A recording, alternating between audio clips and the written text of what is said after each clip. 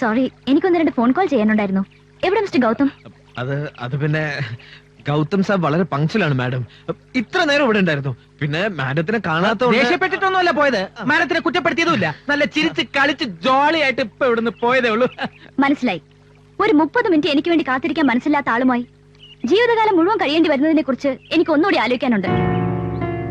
ഉള്ളിൽ സ്നേഹവും പുറത്ത് അഗ്നിപർവ്വതമാണ് സാബ്. അല്ല മാഡം, മാഡം സാബിനെ തെറ്റിദ്ധരിച്ചിരിക്കുകയാണ്. ഒരു തെറ്റിദ്ധാരണയുമില്ല. സാബിനോട് പറഞ്ഞേക്ക്, ആണുങ്ങളുടെ ഈ സൈക്കോളജിക്കൽ ഡോമിനേഷൻ എന്നോട് വേണ്ടാന്ന്. ഇത് സാബിന് കൊടുത്താൽ മതി. വായിക്ക്.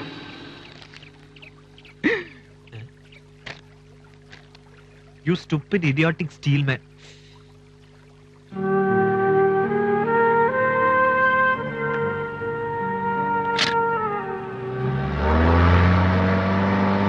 നിൽക്കുന്നു.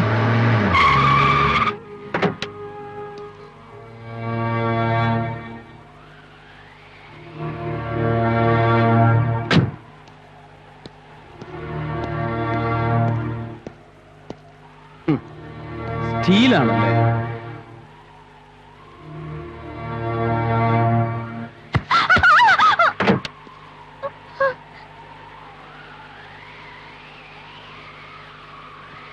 ഈ പിടി വിട്ടാൽ 1000 അടി താഴെ കൊക്കയിൽ നിന്റെ ഫ്യൂൽ ഒഴുകും. എന്താ കാണണോ?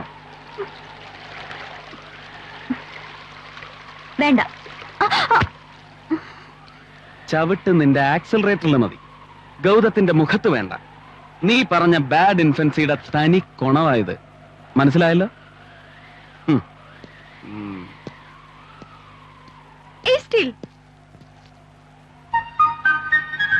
ഗൗതം, അല്പക്കൂടി വെയിറ്റ് ചെയ്ത് നോക്കിയാലോ?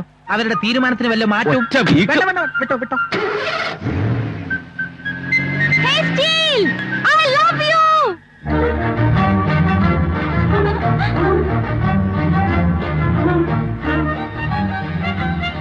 അത് ശരി. Gautham also loves U.